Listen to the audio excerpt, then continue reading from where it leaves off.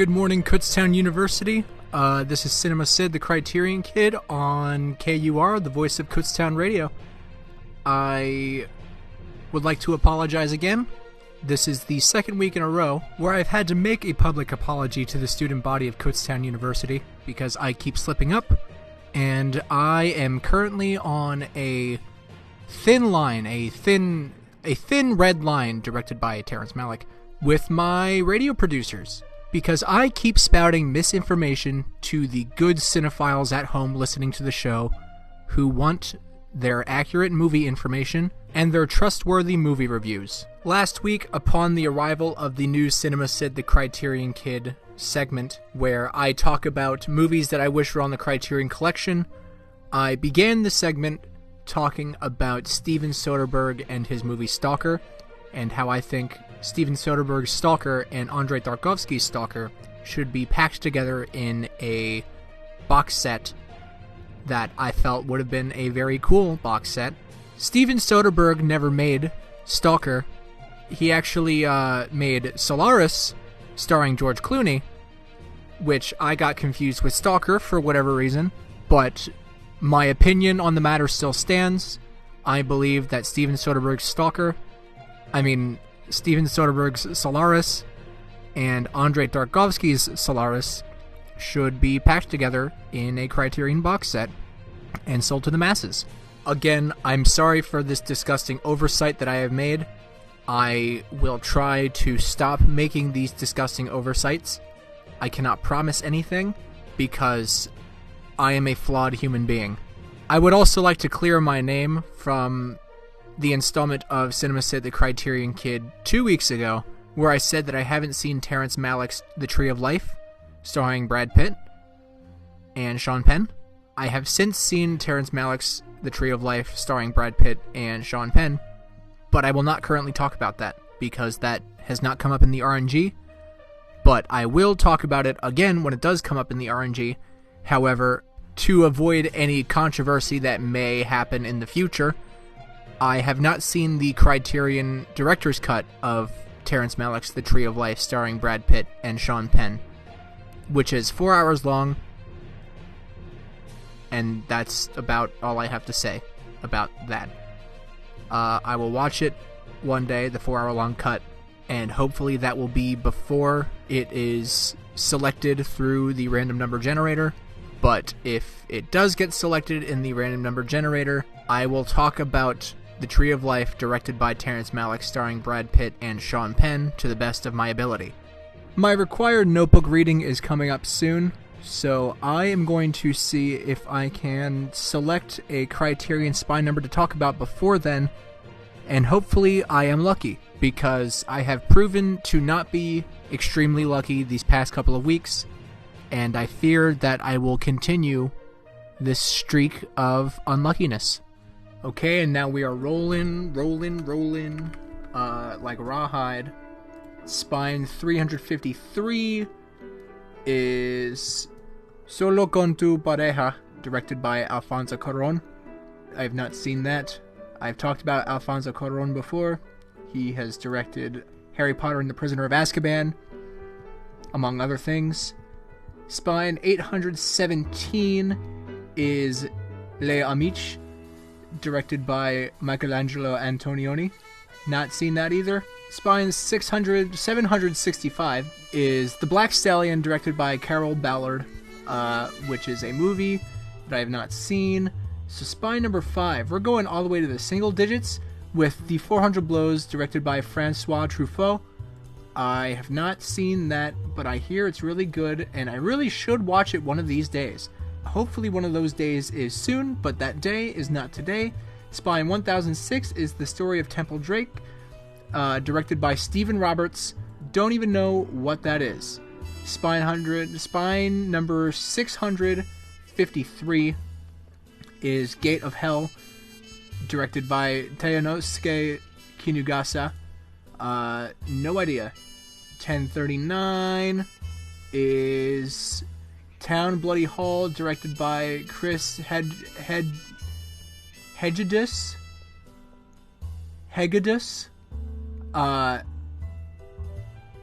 and her husband D.A. Pennybaker.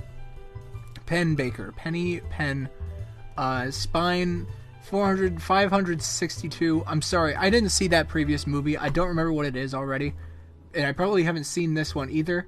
Like I said, Spine 562 is Blowout, directed by Brian De Palma, and I was correct in my assumption that I have not seen it, because I am a fraud, and I do not know why I'm allowed to host this show. Spine 279 is Young Torless, directed by Volker Schlondorf. I mentioned him last week, and I still have no idea who he is. Nor do I know what that film is. So Spine 399 is House of Games, directed by David Mamet. No idea what that is. We are off to a great start with this week. Spine 168 is Monterey Pop, directed by D.A. Pennebaker, which we have talked about already. That is part of the Complete Monterey Pop Festival, which I guess... Is Monterey Pop a band? Or is it the name of the festival? Okay, so Monterey Pop is the name of the festival. It's a festival about this... Or it's a documentary about this festival called Monterey Pop that I guess was held in the 60s or something. I haven't seen it. I don't know if I would consider that a film, because it's a concert documentary. So Spine 280 is The Sword of Doom, directed by Kihachi Okamoto. And I've seen The Sword of Doom, and it is lit, but it is time for me to read from the notebook. So stay tuned. Attention KU community. Come to the Boxwood House every Friday from 1:30 to 2:30 p.m. for Feminist Friday. Each week there will be a different theme. Contact the Women's Center and FMLA for more information. This message is brought to you by the radio voice of Kutztown University, KUR.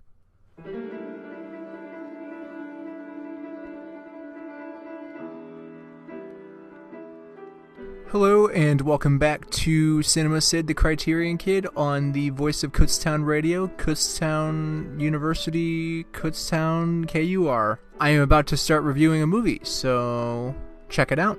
Kihachi Okamoto's The Sword of Doom stars the great Tatsuya Nakadai, playing a very, very villainous role, which is rare because usually Tatsuya Nakadai is kind of a good guy, or kind of like a cute boy. Like a cute boyish type of good guy. And in The Sword of Doom, he's utterly terrifying. He's off the hinge. He's very animalistic, like the Tasmanian devil in human form. He has these very dark, beady eyes, and I swear to God, he blinks maybe like 20 times in the entire movie, which is 2 hours long. And upon doing a little research of The Sword of Doom, I found on tvtropes.org one of the tropes of this movie is the 1,000-yard stare. And it says Tatsuya Nakadai for the entire film, which is very accurate. The character that is played by Tatsuya Nakadai is named Ryunosuke, who has a very high kill count and only grows as the film progresses. And then come to the film's conclusion, he's slaughtering upwards of 60 or 70 people, and it's very jaw-dropping.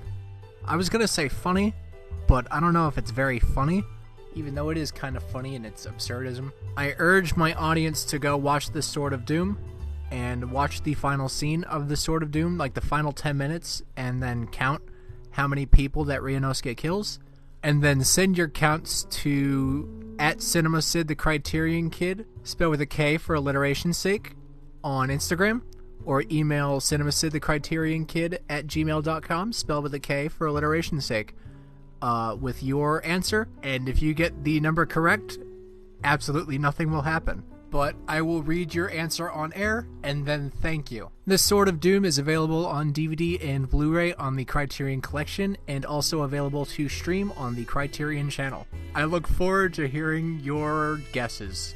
That's my plug for my social media for this show. So make sure you participate. To avoid talking about a lot of the plot of the film, and avoid talking about a lot of the characters of the film, because there is like a very packed story in this film. Basically, the main idea is that Ryunosuke kills somebody in a friendly tournament near the beginning of the movie, and the man he kills' brother finds out about this and then starts to look for him. The whole film is basically leading up to this showdown against Ryunosuke and this man's brother, and then it ends with a cliffhanger as Ryunosuke is killing upwards of 60 and 70 people. Like I said, sending your numbers to CinemaCid the Kriterion Kid at gmail.com or at CinemaCid the Kriterion Kid on Instagram, spelled with a K for alliteration's sake. And this cliffhanger wasn't supposed to, it was supposed to be a cliffhanger. It ends on a freeze frame at the height of this hyper violence. There was a sequel intended for this film, and this film was deemed too violent to have a sequel of, which I kind of disagree with. It wasn't anything spectacularly gory or bloody for 1966. Don't get me wrong, it is fairly violent, but I really think that they should have continued this, because this movie was lit, and compared to a lot of other things that were around at this time, it's kind of not that bad. The Sword of Doom is adapted from a Japanese novel called Daibusatsu Toge, which the history of this novel is kind of very confusing and way too convoluted to get into, but apparently it's a very popular series of novels in Japan. There's 41 volumes of this novel, so I don't know if that would make it a novel. The Criterion essay says it originates from a newspaper serial in 1913 and then continued to appear for 3 more decades. And I guess this series of novels, or one novel with 41 volumes, was left unfinished because the author died before he could finish it. And I don't know if the Sword of Doom is the beginning of this story, or if it's the middle of this story. It seems like it's the middle of it, because it seems like there's a lot of backstory with Ryunosuke, because he's just senselessly killing people. I don't know if there's anything to lead up to this, but he just is that way.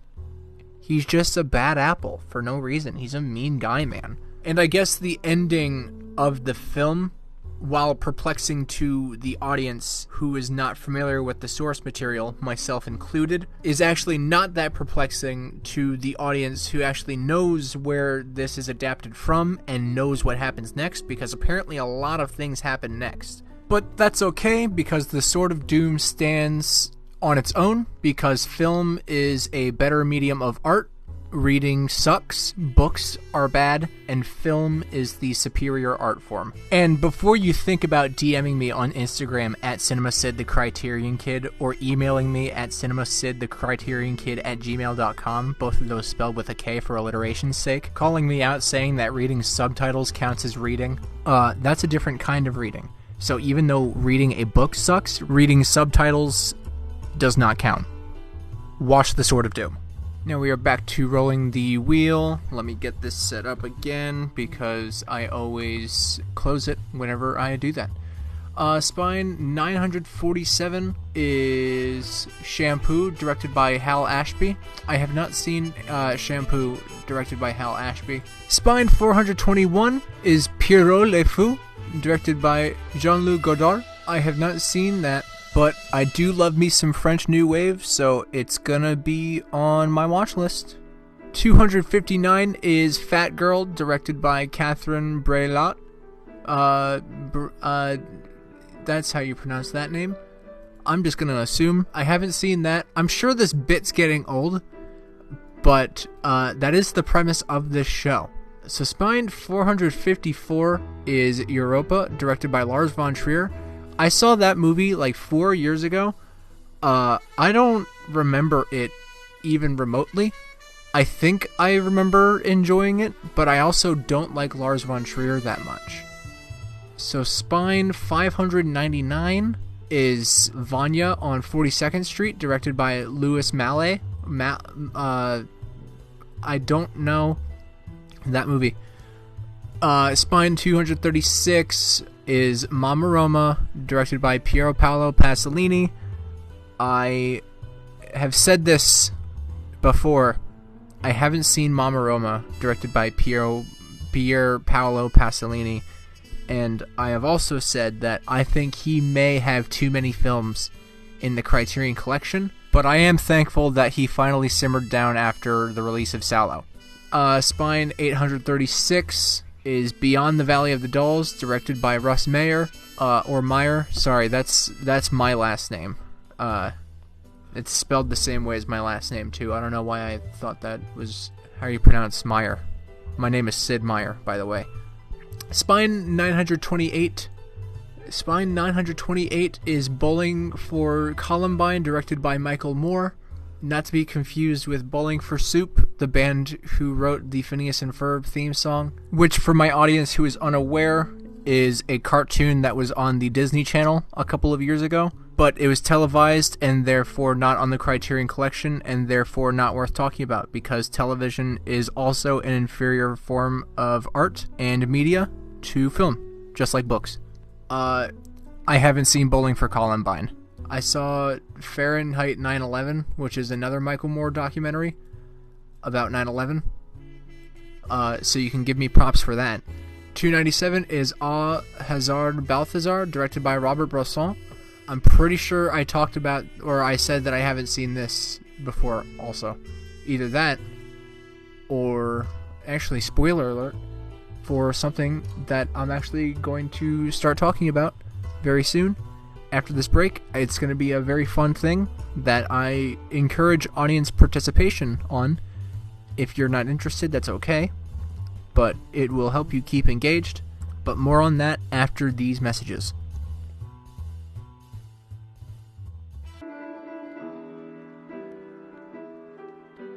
Hello everybody, and welcome back to Cinema Cid the Kriterion Kid on the radio voice of Kutztown University, KUR. So last week, I was doing a little scouting. I was doing a little out and abouting and scouting. And I was on Letterboxd, which is basically social media for film. And if you want to follow me on Letterboxd, it is, I think it's just Cinema Cid. I don't think it's actually Cinema Cid the Kriterion Kid. Let me look this up real quick. If you want to follow me on Letterboxd, you can follow me at Cinema Cid on Letterboxd. Get Letterboxd, it's like Facebook or Instagram for a film. And speaking of Instagram, also follow at Cinema Cid the Kriterion Kid on Instagram. That's Criterion spelled with a K for alliteration's sake. And if you would like to write into the show, I've said this a billion times already, but I do not urge it any less. Please email cinemacidthecriterionkid@gmail.com. So I was scouting on Letterboxd, and on Letterboxd you can make lists, just like a bunch of lists. You can make your favorites, you can categorize a bunch of stuff. Everything is up for grabs. I remember there was this one list the one time, and it took the poster for Venom starring Tom Hardy and Terrence Malick's The Tree of Life, and it put the Venom poster next to the Tree of Life poster because Venom was sticking out his tongue and the Tree of Life is a close-up of a foot. And the list was called Quentin Tarantino Be Like. Another one of my favorites is the list I'm 11 and I have seen Andrei Tarkovsky's Stalker, and the only movie in the list is Andrei Tarkovsky's Stalker. So you can do pretty much anything you want to do with Letterboxd lists. I found this list by Letterboxd user Ben. That's his username, just Ben. He's a pro member. He pays for Letterboxd. And this list is called the Criterion Challenge 2022. And he writes, "Welcome to the second annual Criterion Challenge, where we celebrate the Criterion Collection. The overwhelming support and participation from the inaugural challenge made this return a no-brainer. There are 52 categories, one for each week. Watch any Criterion-related film in connection to the categories between 1/1/22 and 12/31/22. which is January 1st, 2022, and December 31st, 2022. They had to have been released on Laserdisc, VHS, DVD, Blu-ray, or has been featured on the Criterion Channel streaming service. The films can be watched daily, weekly, or monthly, and in any order. I would like for all picks to be first-time watches, but I will leave that up to you." So I laid out my 2022 Criterion Challenge list, and I am going to talk about these movies once a week, whenever it is said week for said film. That being said, today's date as of this airing is January 11th, which means we are in the second week of 2022, which means I will be doing 2 of these this week, and then after that, just one. The first film assigned to me by me for the first week of the 2022 Criterion Collection Challenge for a film that premiered the year I was born, being 1999, is Claire Denis' Beau Travail. Beau Travail, adapted from Herman Melville's Billy Budd, is about jealousy and frail masculinity and ego and counterculture as it refers to the system of being a French legionnaire. If being a French legionnaire is a culture, which I myself am not a French legionnaire, so I do not know whether or not you could refer to the French Legion as a culture. But if you can, Beau Travail is about jealousy, frail masculinity, ego, and counterculture. It is about a French legionnaire whose name I cannot currently remember, so I'm going to look it up, but he really wanted to be the best GD French legionnaire that there ever was. This man's name was,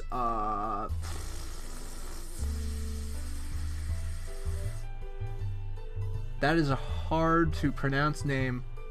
Adjudant chez Galou, with a P at the end, so it might be Galoop. But it's about that man, and he wants to be the best legionnaire possible, and he is writing his memoirs, and he's recalling his memories of being a French legionnaire that lead up to the current day, where it ends with him dancing for the rest of his life. His life of which he subsequently ends probably later on after he's finished dancing, but that is solely due to implication. Spoilers for Beau Travail. Anyway, in his memoirs he recalls his commandant Bruno Forestier, whom he admires. Now, one fateful day, a plane lands, and this plane is filled with a bunch of French legionnaires who join Galoup's unit. One of these men's name is Gilles Santain,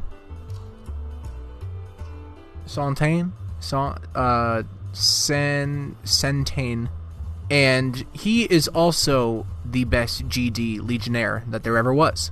Now, Adjudant chez Galou doesn't like that. Everybody, including the commandant, revere this new arrival. He is skilled and he is hot, and Galou is less skilled and less hot.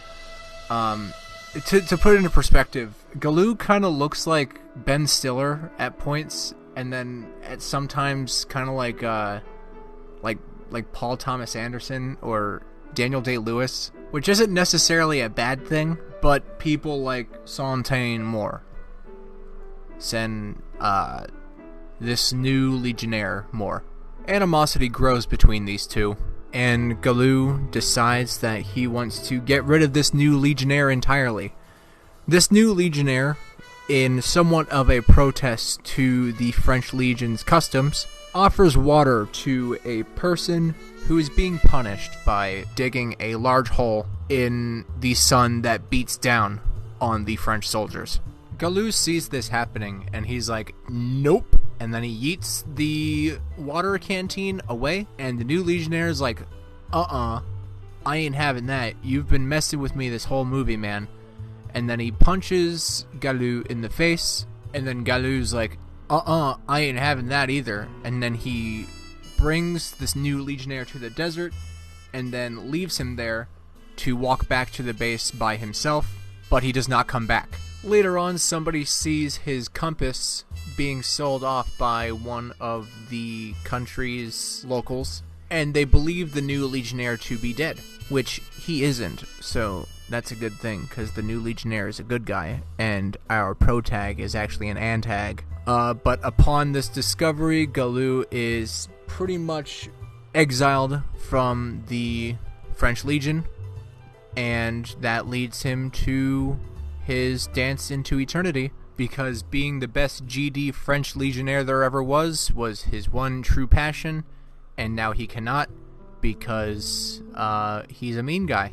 Claire Denis' Beau Travail is a very simple story, but presented in a very slow burn manner, and it's definitely not for everyone. Beau Travail is presented to the audience in a documentary-like style of filmmaking, and there is not a ton of dialogue in the film. Most of the dialogue is just a voiceover from Galou, which I presume is a series of excerpts from his fictional memoir. The film features a ton of shots of the country's environment, the country being Djibouti, or as I pronounce it, Djibouti. And the film also depicts the intensive training regiments of the French Legion, and presents it in a very rhythmic manner, which gives it a sort of musicality that the score merely assists. In fact, some of the regiments depicted in the film have never actually been documented as proof of them being regiments of the French Legion. The reason that they were able to be featured in the movie is that members of the French Legion were actually on set giving Claire Denis and the production insider information of the French Legion. So yeah, that's Beau Travail, directed by Claire Denis, and that is the first week's film of the 2022 Criterion Challenge. However, being that I missed last week, and that this is actually the second week of 2022, our second film to discuss today is a film from the 1920s, and the film that I have selected is Safety Last from 1923, directed by Fred C. Neumeier and Sam Taylor, starring Harold Lloyd. Harold Lloyd does not play a character in Safety Last. He is a stand-in for himself. He wrote himself into the story, and the main character is Harold Lloyd. The film starts off with Harold Lloyd going into the big city by train, leaving behind his girlfriend and his girlfriend's mother. He promises he's going to make it big with his new job that he just got as a department store clerk. In the city, he rooms with his friend who is a construction worker. Now keep that in mind because this is going to come back later. Harold Lloyd is a very dishonest man, which is characterized through his actions. He lies to people to get what he wants. He makes people feel like garbage if they're an inconvenience to him. And he's also vaguely racist. After his shift is over, Harold runs into a police officer whom he actually knows because they were friends back at his old town. After a short greeting, the police officer goes to make a phone call, and then Harold is met with his construction worker friend. In an effort to impress his construction worker friend, he's like, hey man, let's go prank this cop. I think it'll be very funny. And his construction worker friend's like, I don't think that's a good idea. And Harold will be like, no, I think it's a great idea, dude. We gotta do this, alright? And his construction worker friend is like, okay, whatever you say. However, the police officer that they go to prank is not the police officer that Harold Lloyd has been friends with in the past, because when they both were not looking, the police officer at the phone walked away and was replaced by another police officer at the phone. So the two approach this new police officer, and Harold Lloyd kneels behind the police officer so that his construction worker friend can push him. They do so and then find out that it is not the police officer that Harold Lloyd knows. So what Harold Lloyd does is hides like a coward so that his construction worker friend can take 100% of the heat from the heat. Thank God this man is a construction worker because he is very skilled at scaling walls, and he employs this tactic to outrun the police officer, who cannot scale walls. And Harold bears witness to this. Now make sure you remember this, okay? Take notes, because this is going to come back later. One day at work, Harold's girlfriend decides to surprise him by visiting him in the city at work. And she is all up in his business because he lies to her, tricking her into thinking that he is the general manager of the department store, despite the fact that he is just a simple lackey, and he will probably never be anything more than just a simple lackey. So while the general manager is not in his office, Harold and his girlfriend go into the general manager's office so Harold can pretend to be the general manager for a couple of minutes. After panicking, Harold quickly gets out of the manager's office along with his girlfriend, but then his girlfriend says, oh my god, I left my purse in the office. You gotta go get it, okay? And Harold was like, sure. So Harold goes back to the office, and the general manager is actually in there with somebody else. The general manager was like, we need an idea to bring business to our department store, and I will give $1,000 to the first person who comes up with that idea. And $1,000 in 1922 is a lot of money. So Harold comes in. He barges in. And he's like, I got an idea. Now hear me out. And his idea is that somebody climb the building that the department store is housed in, and the general manager loves this idea. He's thinking about the press that this will bring. He's thinking about all of the new customers that this might bring for whatever reason. I don't think I've ever personally cared about shopping in a store of which the building it is housed in was climbed. That's a very weird thought process, but the general manager decides to go for it and puts an ad in the paper saying that this event is going to happen. The cop that was chasing our construction worker character earlier sees this ad, and despite the fact that the man in the ad is listed as anonymous, he just knows that it was the construction worker that he was chasing. So comes the fateful day of the building climbing, and the police officer finds the construction worker man before he can climb the building. And the construction worker is like to Harold, he's like, you gotta climb this building. I'll meet you up one floor, and then I'll take your place. We can like switch clothes, and nobody will suspect a thing. And Harold was like, okay, I guess I'm up to the challenge. So he climbs up the first floor, but the police officer is still chasing him. And then he climbs up the second floor, and the police officer is still chasing the construction worker. And then the third floor, and then the fourth floor, and this happens for the rest of the movie. It goes on for like 25-30 minutes, and it's a technical scale, a technical marvel that everybody loves, as long as you can ignore the continuity error of the background constantly changing. And then he makes it to the top of the building, and that's the end of the movie. Harold Lloyd is one of the three silent greats, along with Charlie Chaplin, who is a very charming and approachable man, and Buster Keaton, who was very funny and energetic and did his own stunts. And Tom Cruise ain't got crap on that boy. Just saying. And Harold Lloyd's thing was that he hung off of buildings. He did that a lot in his film career, and people loved him for it. It's really upsetting, though, because he wasn't really the only person in the silent film era who was hanging off of buildings. I'm pretty sure Charlie Chaplin and Buster Keaton have also done it.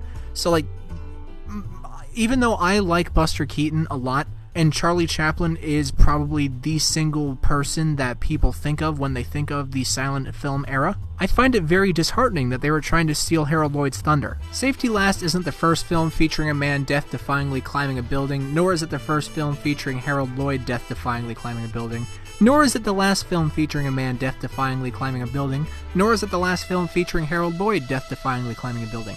But I will say one thing. It sure is one of them. Sure, maybe Safety Last isn't the most original film, both technically and narratively, and maybe a lot of the humor didn't connect with me, the audience member, and maybe a number of the jokes in here were a tad bit racist, and maybe the music may not properly convey the emotions of what I, the audience member, personally feel, and maybe I may think that the main character might deserve nothing good, but Safety Last is a masterpiece. I recommend everybody watch it. Watch nothing else but it for the rest of your life. I think it's probably one of my new favorite movies of all time. It's a 10 out of 10 masterpiece. I can't think of any single flaw with it, and I can see why it is heralded as a masterpiece, if you see what I did there. Okay, I think it's time for a break. Stay tuned, because after break, I'm going to be talking about a few movies that I wish were on the Criterion Collection. Hello, thank you for listening to Cinema Cid the Kriterion Kid on the radio voice of Kutztown Radio, KUR Kutztown. My name is Sid Meyer on the show Cinema Cid the Kriterion Kid, and I am about to commence the segment Movies That I Wish Was On, or Movies That I Wish Were On the Criterion Collection. The first movie that I want to talk about that I wish was on the Criterion Collection is a masterpiece called 00K9, which came out last year. Oh wait, no, never mind, it's 2022 now. It came out 2 years ago. Yeah, 00K9 snubbed at the Oscars for every category, should have won every category, and the Oscars are a sham. 00K9 is about a pug named Charles, who is also a secret agent whose codename is 00K9, paying homage to Agent 007, James Bond, starring Pierce Brosnan. The reinforcement of 00K9 paying homage to James Bond, Agent 007, starring Daniel Craig, is the tagline of the movie, where he says, or where the tagline says he likes his tail shaken, because that's how James Bond, played by Timothy Dalton, likes his martinis. They're shaken, not stirred, because I guess it changes the alcohol content. Unlike James Bond, played by Sean Connery, Charles the Pug, aka 00K9, does not drink alcohol, because this is a kids movie, I think. The voice acting is superb. Charles has a very thick Scottish accent, and the chief of the CIA sounds like a chain smoker doing the Christian Bale Batman voice. And I'm so glad that my DVD copy of 00K9 defaulted to having subtitles on, because otherwise I would not have been able to understand this character. The film opens with 00K9 discovering that his vacation is about to be ripped from him because he needs to go on another mission to save the world. This time, this mission is to stop a panther named... What was his name? Hold on. His name was Sharposky, and he was a panther. I don't know why he was a panther, because every other character in this movie was a dog. Sharposky's voice was some sort of Russian accent, but I couldn't tell, and I don't think the person voicing him could tell either. So 00K9 partnered now with a wiener dog police officer named Hot Dog. Go on a mission to stop this panther with a nuke trying to destroy the world. They do it successfully in about an hour, and then there's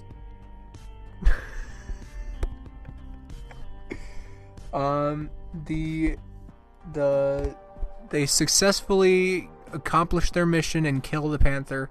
Actually, the panther kills himself. He accidentally jumps off of a very high platform in the middle of a shipyard that I don't remember even how. I don't remember how they even got to the shipyard, he and 00K9, because they just kind of showed up. Like, the scene started and like they're just in a shipyard. There was no establishment that they were going to a shipyard or any establishing shot showing the audience that they were in a shipyard. It's just that they were just there. So it's like, all right, well, I guess I'm accepting this now.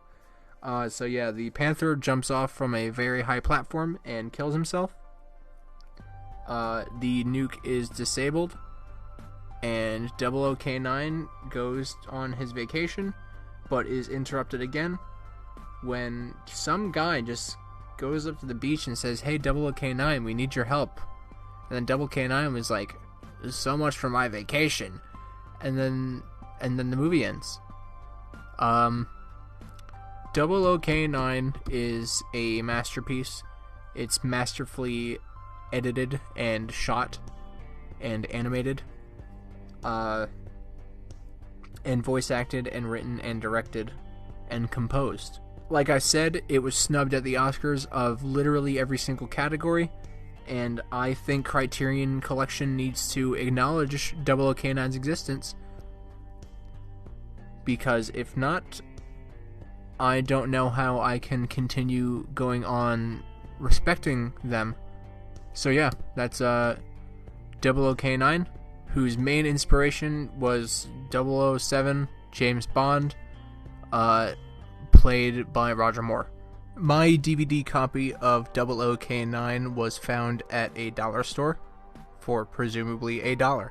So if you are on the hunt for 00K9, check your local dollar store, and if they do not have it, you can also watch it for free on YouTube, despite the fact that I think this movie should make money.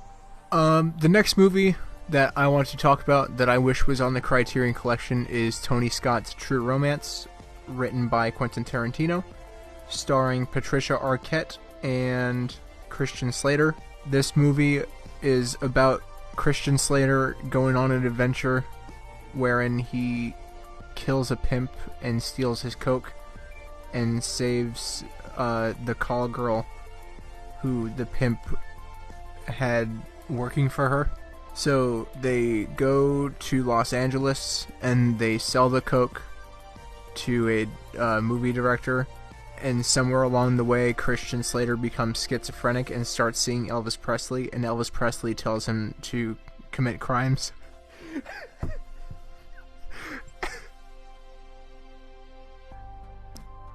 And then Christian Slater commits crimes. This movie is on Arrow Video, which is not as good as Criterion Collection, but it's pretty cool nonetheless because they're more or less doing the same thing that Criterion Collection is doing. So props to Arrow Video for getting the distribution rights to True Romance before Criterion Collection, but also eat my shorts. We're getting pretty close to break now, which is getting close to the end of the show, but we still have time for me to talk about one more movie that I wish was on the Criterion Collection. And the movie that I wish was on the Criterion Collection the most is Joe Dante's Gremlins 2. Now, guys, I want to level with you for a second, okay? Let me get this out of my way. I need to clear all distractions. I really think Gremlins 2 needs to be on the Criterion Collection, and I will not stop with this until Gremlins 2 gets a Criterion release, because I believe that it is the perfect attack on consumerist and commercialist culture of America that has become like a benign tumor and has not stopped growing since the commercial boom of the 80s. If Space Jam 2 is a love letter to Warner Brothers, where it is just basically a 90-minute advertisement of every single Warner Brothers property, revering Warner Brothers as the production studio for film, I believe in juxtaposition to Space Jam 2, Gremlins 2 is a death threat to Warner Brothers. And this section of the show, where I demand that Gremlins 2 be put on Criterion Collection, may be playing the same role that Gremlins 2 plays towards Warner Brothers, but me towards the Criterion Collection. I really think Gremlins 2 should be on the Criterion Collection. It doesn't matter if the first Gremlins is on the Criterion Collection. The second Gremlins can stand on its own two legs and kick the first Gremlins to death with those legs, because they are the legs of a bodybuilder, probably the legs of Hulk Hogan, who actually shows up in Gremlins 2. Fun fact. Gremlins 2 needs to be on the Criterion Collection, and I will not stop until either Gremlins 2 is added to the Criterion Collection or I am dead and buried.